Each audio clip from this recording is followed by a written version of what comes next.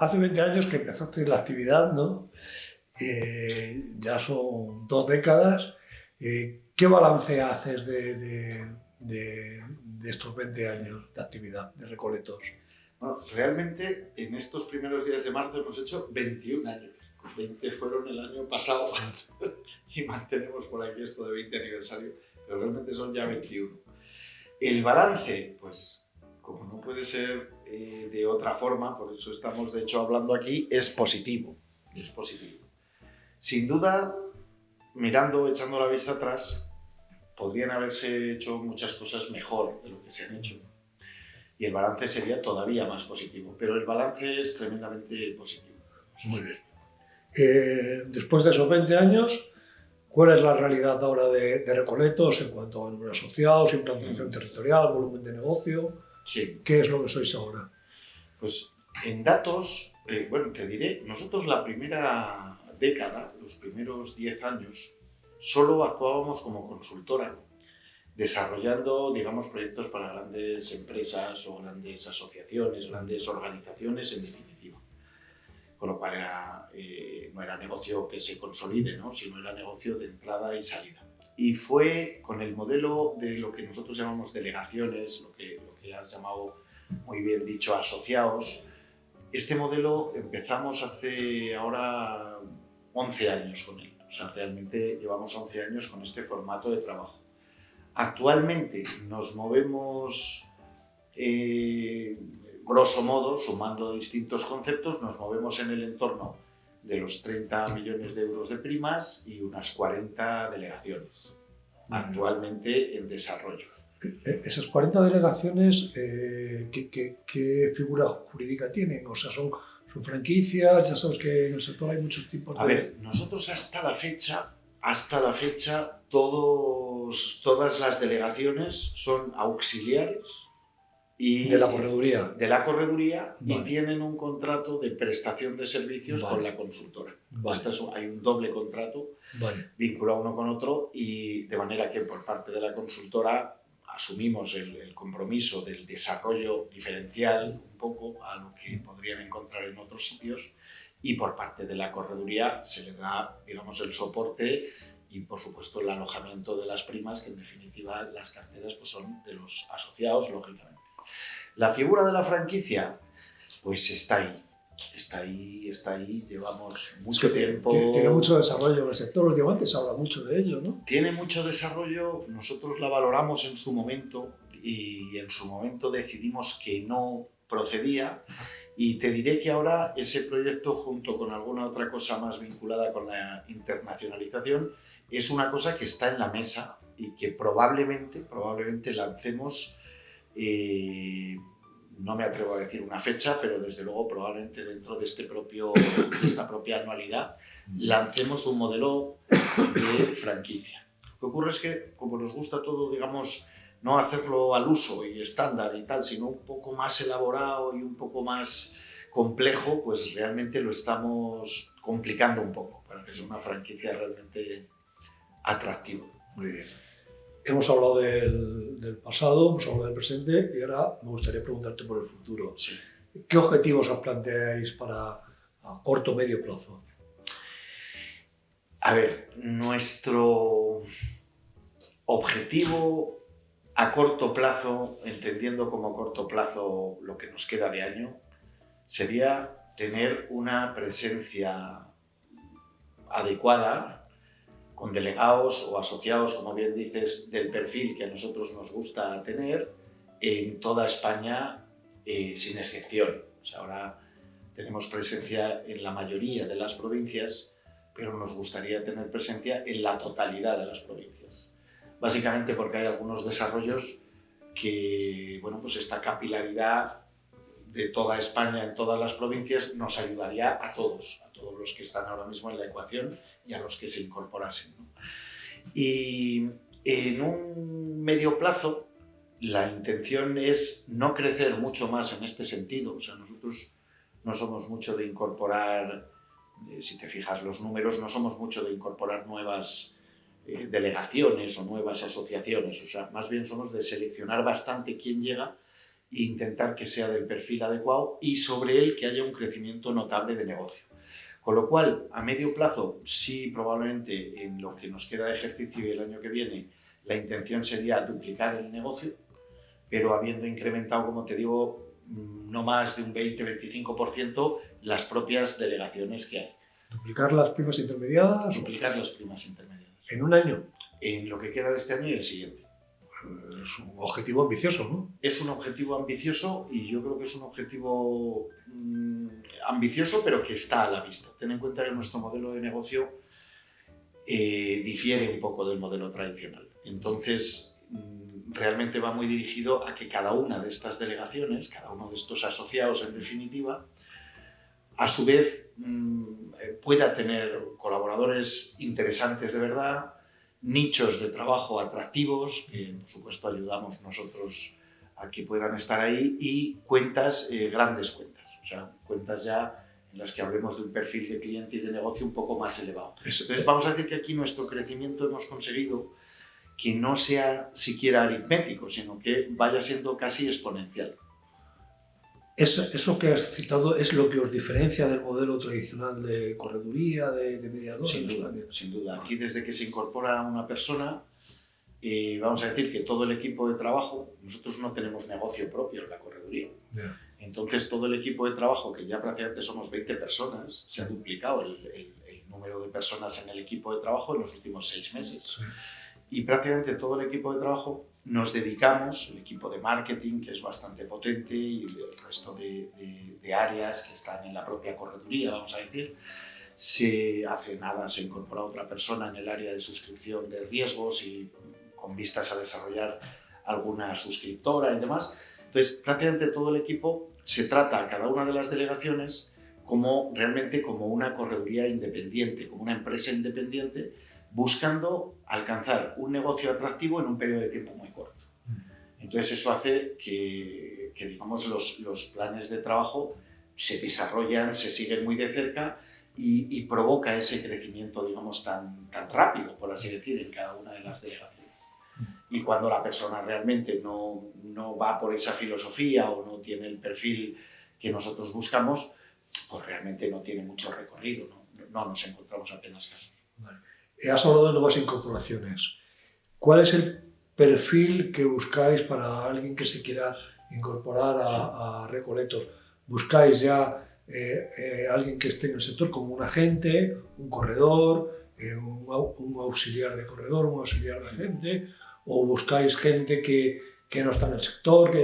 ¿Cuál es el perfil que buscáis para que se incorporen a vuestro grupo? A ver, la experiencia, o sea, aparte de lo que nos gusta o no nos gusta, luego también hay que sumar la experiencia de todos estos años y los resultados, ¿no? Entonces, el perfil idóneo, sin ninguna duda, es el de una persona que puede ser un mando intermedio, que puede haber tenido algún puesto de determinada responsabilidad en una entidad aseguradora, en una empresa de mediación, en una correduría, bien un agente, como bien me dices, un agente afecto, alguien procedente de la banca, incluso tendría que haber alguien que no proceda del sector, siempre que, vamos a decir, tenga una disposición a trabajar, una disposición a trabajar. Te diría en primera instancia que las personas que vienen del sector, tipo agentes o tipo corredores de una pequeña correduría, podrían a priori pensarse que tienen una cierta ventaja sobre el resto. En la realidad nos encontramos que solo es así si realmente tienen una capacidad de reflexión y de, ¿cómo te diría?, de ser rigurosos, de ser autoexigentes en la fórmula de trabajo, porque si no, todas estas cosas, ten en cuenta que en el sector hay varios niveles a la hora de trabajar en cuanto al perfil de cliente. Entonces, resulta muy difícil, muy complicado a las personas que vienen de moverse en un perfil de seguros personales, de seguros masa, de seguros muy a pie de obra. En muchas ocasiones les resulta muy difícil quitarse las ideas, por así decir, preconcebidas que traen, las costumbres que traen, y realmente poder trabajar en otras áreas, en otros ámbitos del seguro, que lo permite, ya que es un sector transversal y que te permite moverte un poco en el sector que quieras, al nivel que quieras. En muchas ocasiones cuesta quitar esas adherencias que hay, y empezar a trabajar, digamos, en perfiles atractivos, ¿no? Entonces, bueno, te diría que realmente la clave está en personas que realmente tengan capacidad de trabajo, espíritu de lucha, de esfuerzo, que sean muy ambiciosos y que les guste realmente pues, hacer un trabajo diferencial. O sea, quiero decir, en España hay un número muy importante de personas que trabajan en el ámbito comercial asegurador y la idea es intentar estar un peldaño por encima de la media, intentar diferenciarse tanto en la oferta de producto como de servicio, como en la manera de plantearlo y como en el negocio que uno gestiona. O sea, a mí me gusta un poco siempre resumirlo. O sea, nosotros lo que pretendemos hacer y estamos consiguiendo hacer con la mayoría de las delegaciones es gerentes de riesgos auténticos, especialistas en la gestión global de riesgos, como pudiera haber en una gran empresa o en una empresa cotizada, pero vamos a decir, adaptados al sector o al tamaño del sector, al perfil de sector que cada uno le encaje, en definitiva. Cuando un agente, un corredor se acerca a vosotros y empezáis a hablar con él, ¿cuáles son las dudas que tienen? ¿En qué aspectos veis que les podéis ayudar más? ¿Cómo veis las carencias que tiene un mediador solo, que está solo en el mercado? Cuando llega a vosotros, ¿qué es lo que realmente le podéis aportar y qué es lo que realmente os demanda él a vosotros? A ver, la pequeña empresa, en cualquier sector, en cualquier ámbito, ¿no? Yo pienso en el sector en concreto asegurador, es un clarísimo exponente. Siempre digo que es el que mejor refleja la sociedad realmente que tenemos y los valores y demás, se refleja perfectamente en un mediador de seguros siempre, y en un pequeño corredor, si me apuras, más, ¿no? Con lo cual, yo diría que adolece de las mismas cosas que podríamos encontrar en otros sectores. Me explico. Una pequeña empresa siempre va a tener limitaciones, no quiero usar la palabra problemas o dificultades, ¿no? Vamos a decir, va a tener limitaciones que en muchas ocasiones se autoimpone. O sea, no lo digo esto como un término peyorativo, pero siempre va a tener una serie de limitaciones que no va a poder obviar, ¿no? O sea, va a tener una determinada capacidad a la hora de hacer acciones de marketing, va a tener una capacidad muy limitada a la hora de hacer acciones de comunicación, va a tener una capacidad limitada para acceder a determinados clientes y mantener el pulso de la negociación y el ritmo de la negociación que es necesario seguir. No sé si me explico, que no tiene nada que ver con otro perfil de negocio. Va a tener dificultades interesantes para tener un conocimiento en todas las áreas que puede demandar un cliente atractivo. O sea, ten en cuenta que un cliente, a partir sobre todo de un determinado perfil, tiene unas necesidades complejas, unas necesidades en las cuales, mucho más allá de hacer una póliza de seguros o incluso, me atrevo a decir, un programa completo de aseguramiento, hay que asesorar al cliente en todas las áreas de gestión de riesgos que están a su alrededor. Puede incluir áreas de cumplimiento normativo, en fin, otra serie de áreas. La formación que se necesita es prácticamente, vamos a decir, es impensable que una sola persona pueda hacer frente a esto, ¿no? Con lo cual se requiere de un equipo que por ende pueda resolver las situaciones e intervenir cuando hace falta, cada uno en su especialidad. Entonces, claro, el pequeño cliente, o sea, el pequeño mediador, el pequeño corredor, tiene un muy serio problema si pretende acceder a otro perfil de cliente. O sea, una gran empresa o una empresa ya de un tamaño, digamos, medio o grande, por definición, no va a poder tratar con un pequeño corredor. No sé si me explico, pero simplemente por sentido común. No va a poder depender una cuenta de cariz internacional o de presencia nacional o de un cierto, como digo, volumen o tamaño. No puede depender de que su persona de confianza en el área de la gestión de riesgos, que es clave para la supervivencia en sí de la empresa, pues esta persona se haya hecho un esguince esquiando. No sé si me explico. O sea, esa limitación impide que el negocio crezca en la línea que podría resultarle atractivo a este mediador. Entonces no puede tener, esto es una cadena, son fichas de dominó. Como no puedo acceder a ese negocio, difícilmente puedo contar con los proveedores, con los partners en seguros especializados para dar el mejor producto, el mejor servicio en esa necesidad que tiene ese cliente. Entonces al final pues se viene limitando a las compañías generalistas que todos conocemos, y a moverse pues al albur de una campaña, de otra campaña. O de... Estamos hablando de cómo cambiaba la relación del mediador que se integra con vosotros con el cliente. ¿Y cómo cambia su relación con las aseguradoras? Con las aseguradoras, en principio, hay un cambio en el plano legal, jurídico, que es que trabaja a través nuestro. O sea, aunque él tuviera en su momento sus claves aperturadas... De principio tiene mejores condiciones, ¿no? De principio debiera tener mejores condiciones. Eso ya de entrada, hasta que no se ve en cada caso las de cada uno, no me atrevo yo a decirlo, pero a priori debemos pensar que va a mejorar sus condiciones. Eso ya de entrada por volumen, ¿no? En segundo término, la parte, digamos, esto sería la cara, o sería la cruz. La cara, vamos a decir, la persona normalmente conseguimos que siga tratando con los mismos interlocutores en la compañía que venía tratando hasta la fecha. O sea, nos limitamos a coger esas claves en virtud de los contratos que firmemos y de la duración que tengan, reversibles, no reversibles, nos limitamos a cambiar la titularidad de la clave, pero no a sustituirla por otra, ni a descentralizar o a sacar el negocio de esa zona y llevarlo a otro lado, ni nada por el estilo. Con lo cual, en todos aquellos sitios donde el corredor, que era corredor, o el mediador lo pretende, trabaja con los mismos interlocutores que han trabajado hasta ahora.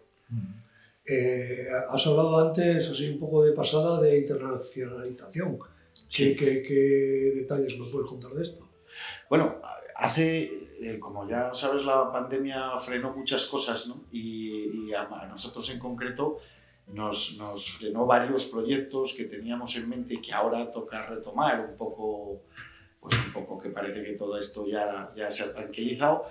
Y una de las, digamos, prioridades que tenemos en la mesa es efectivamente poder dar algún paso en países, en principio, de la Unión Europea, manteniendo el modelo de trabajo que nosotros tenemos. Y entonces, bueno, pues ha habido algunas conversaciones con algún partner a nivel de Portugal y a nivel de Irlanda, pero de momento estamos ahí, no hemos concretado nada. Siempre habláis mucho del tema del departamento legal y compliance. Realmente ahí aportáis mucho al mediador, hay muchas carencias en conocimiento respecto a este tema de los mediadores.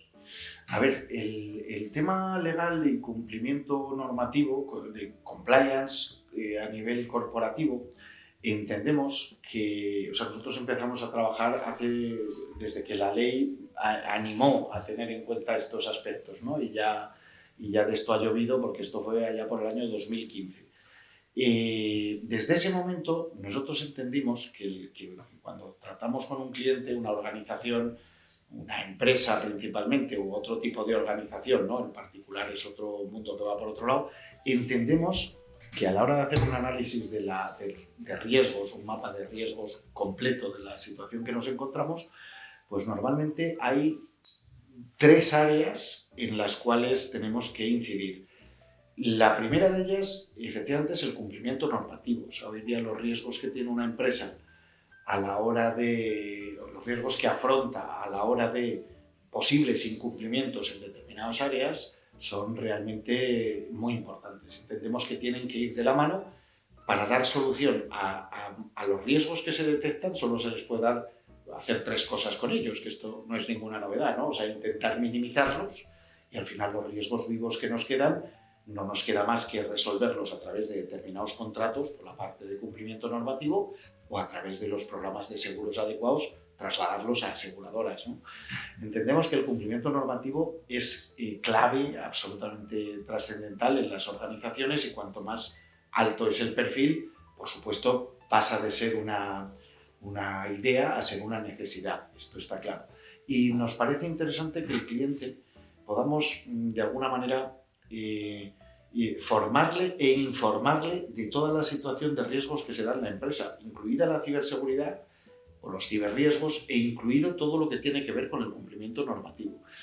Más que el ponerlo en valor con las propias corredurías, que tienen una serie de necesidades claras a nivel de cumplimiento normativo y que marca la ley, puesto que es uno de los elementos prioritarios, sobre todo para que a su vez cada una de estas delegaciones, de estos asociados, lo puedan poner en valor con los posibles clientes. Y realmente el resultado, vamos, es excepcional. Muy bien. También habéis sido bastante pioneros en la mediación al hablar del tema ciber. ¿Qué tal está funcionando este tema? Porque parece que las compañías no están tampoco muy animadas con este tipo de coberturas, y en la mediación yo creo que también hay falta un poco de conocimiento, ¿no? A ver, en todo lo que tiene que ver con nuevas tecnologías deriva en nuevos riesgos, en responsabilidades tremendas, por supuesto, pero en definitiva en nuevos riesgos. Y es verdad que a mi juicio nos está pasando pues lo que es muy habitual, que es que ante algo que desconocemos, lo percibes en los clientes, ¿no? Ante algo que desconoces, aunque ves la casuística, la ves cerca, la ves en tu propia carne, porque al final todos hemos sufrido ciberataques en 1000 situaciones, es cierto que en muchas ocasiones se prefiere meter la cabeza como el avestruz debajo del suelo, ¿no? Nosotros, casi a la vez que el cumplimiento normativo, efectivamente, de la mano además, en muy buena medida, de un partner estratégico como es Lazarus Technologies, que es un referente en la materia de ciberseguridad y de la informática forense, pues empezamos a asesorar a los clientes en todo lo que tiene que ver con ciberseguridad. En principio, era una fórmula comercial, y así hay que decirlo, para acabar derivando en la necesidad que existe de la contratación del ciberseguro, pero efectivamente encontramos que hay una necesidad tremenda tanto en formación como en información en este capítulo de la ciberseguridad. Muchas ocasiones son los propios informáticos que llevan las empresas los que, con toda su buena intención, pues hacen un flaco favor al cliente, porque tampoco, o sea, en ocasiones ven a la persona que va a asesorar en materia de ciberseguridad como si fuera competencia, en vez de ser complemento suyo, ¿no? No siempre ocurre, pero hay ocasiones en las que sí. Y es cierto que por ahí hemos encontrado un nicho muy interesante para aportar valor al cliente, o sea, en definitiva. Y ahí, como digo, nos remitimos casi siempre a partners como el caso de Lazarus que te mencionaba, que son los que realmente saben lo que están haciendo en su momento. De hecho, llegamos a un acuerdo y pusieron a andar para nosotros, para todo el colectivo de clientes al que accedemos, una plataforma que nos permite implementar unas medidas de prevención realmente completas para una pequeña empresa, que son equivalentes a las que puede tener una gran empresa, como digo siempre en su medida, que incluyen, vamos, desde la posibilidad de hacer los célebres análisis de vulnerabilidades, pero hacerlo cada día en tu empresa, referido a tus webs, referido a tu IP, el disponer de un anti-ransomware, que ahora está muy de moda con los hospitales catalanes y estas cosas, de un nivel profesional, disponer sobre todo de una persona que está 24/7 disponible, valga la redundancia, para cualquier consulta, todo eso, que en el mercado para una empresa pues tiene un coste al cabo del año que nos podemos ir a los 3.000-4.000 euros. Nosotros tenemos una plataforma que en su momento, ya hace varios años, con Lazarus desarrollamos para hacerlo en unos costes ínfimos para estas empresas, que de alguna manera ya le habilitan además técnicamente para cumplir con los requisitos de la RGPD, que tampoco son poco de pavo, incluso para cumplir con los requisitos de una posible póliza de ciberseguro, que siempre va a ser imprescindible en cualquier organización, y que luego te encuentras a veces con la sorpresa desagradable de que una aseguradora se lava las manos porque no cumplías no sé qué parámetros técnicos, ¿no? Entonces, en definitiva, nos parece un área a la que se debería prestar muchísima más atención de la que se la está prestando también por parte de la mediación. De hecho, te diré que para nosotros, a la hora de trabajar con determinados colectivos, asociaciones empresariales o colegios o tal, una de las herramientas que más éxito tiene, lo podemos decir así, es hacer jornadas de trabajo en las cuales centramos el tema en la ciberseguridad en esa organización. O sea, qué medidas debieran un poco aplicar, qué medidas de sentido común, aunque estén publicadas en el INCIBE, qué pasos deberían dar, que no siempre consiste en invertir dinero para, digamos, tener un grado de seguridad muchísimo más alto que el que tienen, y por supuesto que cuando ocurre algo que en muchas ocasiones es inevitable, hayas tomado las medidas que hayas tomado, por supuesto que dispongan de una póliza de ciberseguro que les pueda resarcir de daños, de reclamaciones, de sanciones. Aparte de hablar de grupos recoletos, me gustaría también preguntarte por algunos temas sectoriales ahora mismo en el sector de las corredurías se vive una concentración por muchas vías y luego está bastante revolucionado el tema con el tema de la llegada de fondos de inversión, Sí, están sí. comprando grandes corredurías. ¿Cómo valoras todo esto que está ocurriendo en el sector de las corredurías en España? A ver, yo como ya, además un poco, si nos conoces, somos un poco rara avis, ¿no? ¿Cómo lo valoro? En primer lugar, es una realidad. O sea, eso es el primer argumento, ¿no? Que hay que dejar claro. O sea, esto es una realidad y me remito a lo que decía en otra pregunta. Es una realidad como en otros sectores. O sea, pequeños operadores, pequeñas empresas, bueno, pues tienen por lógica, por sentido común y porque todo evoluciona y la globalización no podemos obviarla, una pequeña empresa también en la mediación tiene muy poco recorrido. Esto es así. Con lo cual, es un proceso lógico el que haya de fusión y de concentración.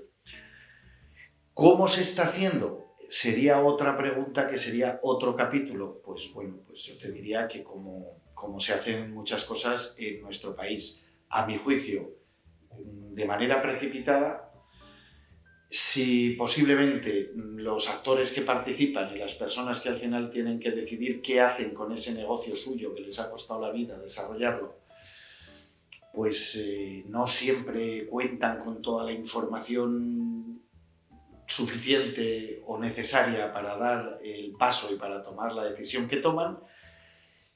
Y bueno, pues yo entiendo que, es que no quiero decir inconveniencias, yo entiendo que como en otros órdenes, hay magníficos profesionales con magníficas organizaciones que hacen ofertas profesionales y que son, pues, digamos, un beneficio para todos los que participan en esa ecuación, y hay muchas otras organizaciones que lo ven una manera fácil de adueñarse de negocios y una manera fácil de hacer dinero, porque no se nos escapa que los márgenes comerciales que siguen existiendo en nuestro sector pues son más elevados que puedan ser en otros, y sin tener muy en cuenta, digamos, a las personas que han hecho ese negocio y que han hecho el desarrollo de esa pequeña correduría probablemente, pero que a lo mejor les ha llevado toda una vida hacerlo y que la han hecho en base a unos valores y a un esfuerzo que luego se tira por la borda, en definitiva. Pero bueno, yo un poco diría que como en otros ámbitos hay magníficos profesionales y otros que a mi juicio no lo son tanto. Es como si hablamos de un proceso casi paralelo que se está dando, aunque de puesta en marcha, ¿no? De franquicias o de nuevas personas que llegan al sector o de tal. Pues te diría un poco lo mismo. Yo creo que hay magníficos profesionales y hay pues otros pues que a lo mejor no lo son tanto. Y yo, pues como ya hace años hablamos en otra entrevista similar, yo lo que me sorprende es que desde la Dirección General de Seguros, como ocurre en muchos organismos, no se tomen determinadas medidas y decisiones sobre determinadas cosas que están ocurriendo en el sector. No sé si me explico. Pero entiendo que esto es un mal, tanto en lo bueno como en lo malo, que aqueja a toda la sociedad y a todos los sectores. No hay gran diferencia. También me gustaría que me valoraras cómo ves a las aseguradoras, sobre todo en su relación con los corredores. Sí. Si realmente hay... La mayor parte de las aseguradoras hoy en día ya tienen múltiples canales. ¿Realmente creéis que apuestan por el canal corredor? A ver, yo creo que las aseguradoras en su conjunto, no les queda otra. El mercado cada vez, vamos a decir, el perfil de cliente, por mucho que nosotros queramos, la globalización, como decía antes, tiene una serie de consecuencias que no son un poco las que nosotros queramos, sino además de esas son las que son. Con lo cual, todo lo que es negocio masa, todo lo que es perfil de pequeño cliente, pues obviamente las tecnologías cada vez más permiten a las aseguradoras eliminar al mediador, por así decirlo. Y no debe parecernos ni bien ni mal, o sea, esta es la realidad que se da en la sociedad, ¿no? Vamos a decir, en todos los ámbitos. El nicho de del seguro masa desaparece, por tanto, a mi juicio, de la óptica o del foco de un corredor. Puede quedar limitado a todas estas grandes plataformas tecnológicas y, si me apuras, a la figura de agente afecto, que, bueno, tampoco sé si es el momento de valorar. Me parece un tanto, y conozco perfectamente bien de lo que hablo porque yo estuve como cocinero antes que fraile durante 15 años. Entonces, realmente, pues creo que se deberían actualizar muchos conceptos, ¿no? Y entonces, entre otros, habría que recapacitar sobre, por ejemplo, la figura de agente afecto. Entiendo que habría que recapacitar, y más pronto que tarde habrá que recapacitar. Porque, compañías... porque es una figura que no va a ser rentable para las aseguradoras o para el propio agente afecto. No, a ver, es una figura que, mientras se mantenga la legislación vigente, y mejor dicho, se aplique como se está aplicando, para las compañías es extraordinariamente rentable, ¿no? No tendría yo tan claro que para la persona que lo está desarrollando, no tengo yo tan claro, no ya que sea rentable o no, sino que, vamos a decir, conozca los derechos y obligaciones de lo que está haciendo o no. Eso no lo tengo yo tan claro. La propiedad de la cartera, por ejemplo. Por ejemplo, no lo tengo yo tan claro, ¿no? Y no vamos a empezar a hablar de otro tipo de figuras que sí pueden ser esto encubierto o lo otro tal o lo otro cual, ¿no? A mí me parece realmente algo sobre lo que habría que reflexionar, porque yo me encuentro cantidad de personas, mi labor principal es entrevistarme con gente y aparte es la que más me gusta, y te puedes encontrar muchas personas sobre ese punto en concreto que has mencionado, que después de llevar 20, 30 años trabajando como agente afecto, siguen realmente desconociendo la ley. Entonces, esto yo entiendo que de alguna manera se debería poner en la mesa. O sea, no sé muy bien cuál sería el paso a dar, ¿no? Pero no puede ser, esto no puede ser. O sea, no puede ser que haya auténticos dramas, como nosotros, vuelvo a repetir, vivimos muchos días, de personas que quieren hacer un giro en su negocio o que simplemente quieren dar un paso en un sentido dentro y descubren en ese momento quién son y lo que son. Y entonces esto no puede ocurrir. O sea, no es lógico que ocurra, ¿no? Quiero decir, hay todavía cosas en el sector que parece mentira que estemos ya en el año 2023 y que sigan siendo así. Y siguen siendo así a día de hoy. Siguen siendo así. Entonces, como conclusión, lógicamente las compañías, más allá de estas dos cosas que acabo de comentar, capítulo de la banca no vamos a entrar, salvo que quieras que entremos, por supuesto tienen que focalizar su negocio en corredores. Pero yo creo que lo tienen que focalizar no por convicción, las hay que, por supuesto, que lo hacen por convicción. Hay otras cuantas que no creo que lo hagan tanto por convicción, sino porque no les queda otra. O sea, yo creo que el futuro a medio plazo, a mi juicio, me puedo equivocar, el futuro a medio plazo es plataformas tecnológicas para los productos masa, corredores de seguros de un perfil de formación y de tamaño adecuado para todo lo que se sale de ese negocio masa, que pueden ser programas de determinadas familias, por supuesto programas en las empresas, desde las pequeñas hasta las grandes. O sea, lo que no puede ser es lo que ahora ocurre, que fuera de las empresas cotizadas, donde las figuras de los gerentes de riesgos son una exigencia legal, de ahí para abajo nos encontremos el mare magnum que nos encontramos. No sé si me explico. Otra cosa que te quería preguntar es por el tema de la tecnología. Sí. En el sector de los corredores. ¿Cómo valoras, en este mundo que dices de plataformas, cómo valoras la posición tecnológica del corredor y qué podéis hacer vosotros por un corredor que se incorpora con vosotros en este sentido? Vamos a decir que serían dos preguntas, casi voy a empezar por la última. Nosotros, a un corredor o a un delegado o a una delegación que se incorpora con nosotros, lo que hacemos es dos cosas. Una, proveerle de la última tecnología que haya en cualquier apartado que nos pueda afectar. Y la segunda, el compromiso de mantener ese mismo criterio con lo que pueda venir. Me explico, aparece la Ley de Protección de Datos y el Reglamento General de Protección de Datos a todo el mundo le pone un poco contra las cuerdas rápidamente. Aquí, en cuestión de días, se diseña y se pone a andar una aplicación que todos los delegados llevan en el móvil, en la tablet, en donde sea, que le permite resolver el requisito del RGPD con su cliente sobre la marcha.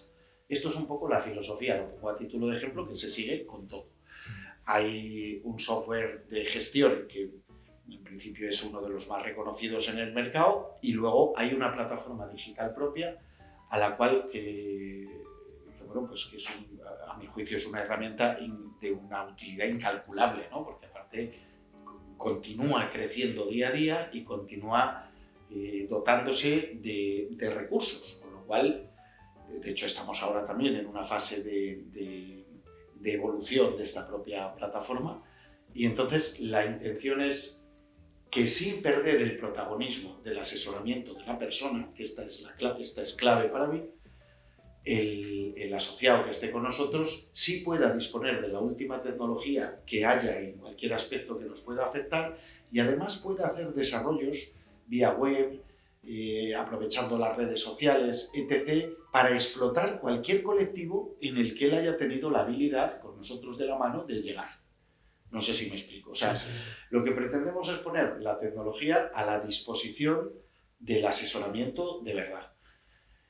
Decía que son dos preguntas. ¿Por qué? Pues porque toda la evolución tecnológica, vamos a decir, que estamos encontrando, y lo vemos en determinados desarrollos vinculados con el ámbito asegurador, casi más, no sé si van en esta dirección. Me gustaría pensar que van en esta dirección, pero yo realmente tampoco te creas que lo veo. Yo más bien lo que voy viendo es realmente plataformas tecnológicas que al final pueden aparecer como una novedad muy interesante, pero que al final van a lo mismo, a dar, vamos a decir, salida más o menos automática al producto masa de toda la vida, intentando eliminar el factor humano. No sé si me explico. Sí. Entonces yo creo que eso es un error, a mi juicio, tremendo. O sea, nosotros, como llegue un momento, como ha pasado en los productos masa, como llegue un momento en el que el factor humano no fuera necesario para ese asesoramiento a ese cliente, nuestra figura no tiene sentido. O sea, es así de simple. Lo hemos visto cuando se empezó a jugar, por usar entre comillas un término que sea sencillo, con el ramo de los automóviles. El ramo de los automóviles ha pasado en unos años de ser un ramo rentable y en el que, por supuesto, hay mucho que asesorar a un cliente, a ser un ramo en el que es mejor no meterte. Ya. ¿Y esto por qué? Pues porque ha habido una transformación tecnológica entendida como a cada uno le ha dado gana a entender. No sé si me explico. Sí. Y al final la figura del asesor profesional desaparece. Hay otros campos donde está pasando cosas parecidas o peores dentro del seguro, ¿no? Antes se me ha pasado a preguntarte por los temas que hacéis en Recoletos por el tema del marketing.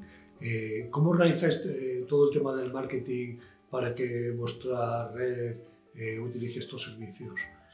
A ver, yo diría, si hay un elemento diferencial de un delegado que aquí se incorpora, de nuestra estructura, vamos a decir actualmente, con respecto a cualquier otra que haya en el mercado y con mayor tamaño, menor, perfil de una... si hay un elemento diferencial, es el departamento de marketing y comunicación, anejo a todo lo que es la dirección comercial.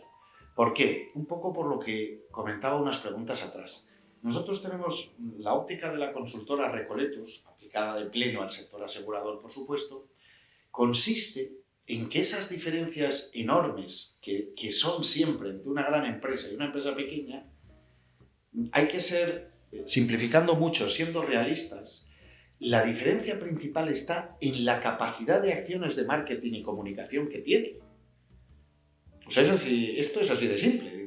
Si yo soy el Corte Inglés, y no me gusta sacar marcas, pero parece que es imposible no mencionarla, tengo una maquinaria de marketing y comunicación que me permite hasta que el cliente asocie que es primavera o que es otoño cuando lo dice el Corte Inglés. ¿Por qué? Porque tengo una maquinaria detrás de marketing. Claro, realmente una empresa pequeña no puede ni plantearse en sus mejores sueños tener una maquinaria así.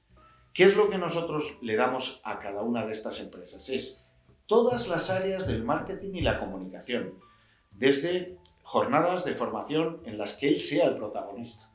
sesiones que él tenga que impartir como protagonista para ganar su imagen, que salga potenciada donde sea. El desarrollo o la potenciación de su propia marca.